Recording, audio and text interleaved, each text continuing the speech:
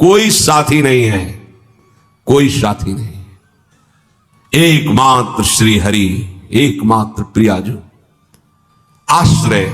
ये बहुत अमृत शब्द है, समझ में केवल आ जाए।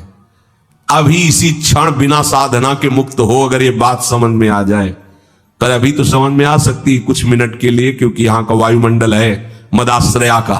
तो अभी सब पर गेट के बाहर निकलते ही हवा बदलेगी तो विचार बदल जाएंगे। मदाश्रया ये गुरु कृपा से आई हुई भारी विपत्ति, प्रतिकूलता, असाध्य रोग, अपमान, निंदा, ये सहयोगी होते हैं मदाश्रया के लिए।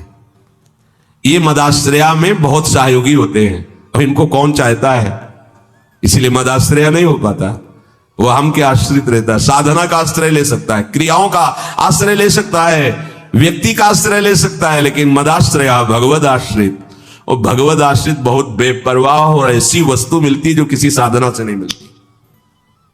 पर ये हृदय का विषय होता है, वाणी का नहीं होता। केवल वाणी के कहने से हृदय शांत नहीं हो जाएगा। निज सुख बिन मन होई की थीरा, जब तक मन में ये आश्रय जागृत नहीं होगा तब तक बात नहीं बनेगी। और ये जागृत तभी होगी, लिख लो, जब तुम्हारा अपमान होगा, निंदा होगी, शरीर किसी असाध्य रोग से ग्रसित होगा, सब तिरस्कार करेंगे, सब, कोई सृष्टि में प्यार से देखने वाला नहीं होगा, तब सच्चा मदाश्रय उदय होता है। प्रभु आपके सिवा कोई नहीं। वो हृदय की जो धारा प्रभु की तरफ बही निहाल कर देते हैं। तो एक कदम मेरी तरफ चल के तो देख, पूरी सृष्टि न झुका दूं तो कहना, भगवान के वचन। एक कदम तो चल के देख मेरी तरफ। ये अंदर की बात है, बाहर से आप कहोगे तो हम 500 किलोमीटर से आए, एक कदम की क्या बात है। बाहर से दौड़ने वाला कोई वीर नहीं कहा जाता। अंदर तो आप वहीं बैठे हुए हो, शरीर में, उस शरीर संबंधियों में, शरीर भोगों में, एक कदम कहां चले। अंदर की बात है, आप कोई नहीं। ये मदाश्रया अंतिम सांस तक हो जाए तो परम पद भी मिल जाएगी। बहुत बार बता चुके, फिर समझ लीजिए। द्रौपदी जी महान भक्ता हैं, भगवान से मिलती हैं, बात करती हैं, पर ये विपत्ति, ये दुख, ये असाध्य रोग, ये अपमान, ये निंदा, ये मदाश्रया को जागृत करता है, दूसरा नहीं, दूसरा नहीं। अभी तक पूर्ण मदाश्रया द्रौपदी जी नहीं थी, क्योंकि जब कर्ण और दुर्योधन के आदेश से दुशासन महल में प्रवेश करता है और बाल पकड़ करके अपवित्र दशा में उनको घसीटते हुए सभा में लाता है, तब एक बार भी नहीं बोली हा श्री कृष्ण। क्यों? अंदर आश्रय है। ऐसे महावीर है कि अगर भीम गदा उठा ले तो त्रिभुवन में सामने उनके टिकने वाला वीर नहीं है। अर्जुन अगर गांडीव चढ़ा ले तो किसी को भी ललकार सकते हैं, भगवत शक्ति से संपन्न है।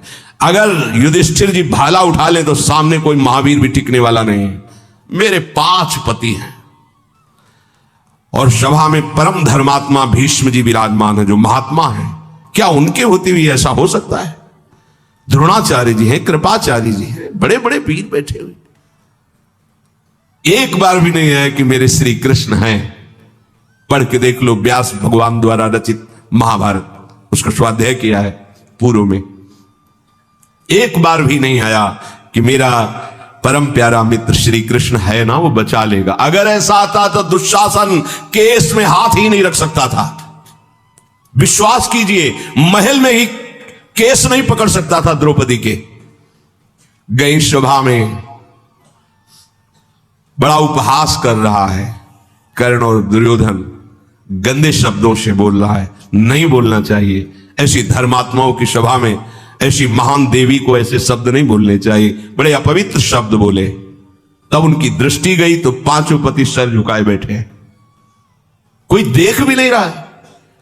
कृपाचार्य, द्रोणाचार्य सदगुरु हैं, पिता की तरह हैं, कोई नहीं बोल रहा। भीष्म जी की तरफ देखा और कहा, मैं केवल इतना पूछना चाहती हूं कि क्या केवल महाराज युधिष्ठिर को अधिकार है मुझे हारने का? क्या यह धर्म है? अगर है तो आप केवल बोल दीजिए, मैं सब कुछ सह जाऊंगी। अगर धर्म नहीं तो मैं समर्थ हूं, हर एक को दंड देने में समर्थ हूं। कान में लग करके गांधारी जी ने बाद में कहा था धृतराष्ट्र से कि होश में हो जा, पूरी सभा को भस्म करने की सामर्थ्य द्रौपदी रखती है, क्योंकि वो महान देवी कोई साधारण मां के गर्भ से पैदा हुई नहीं, यज्ञ से प्रकट हुई है।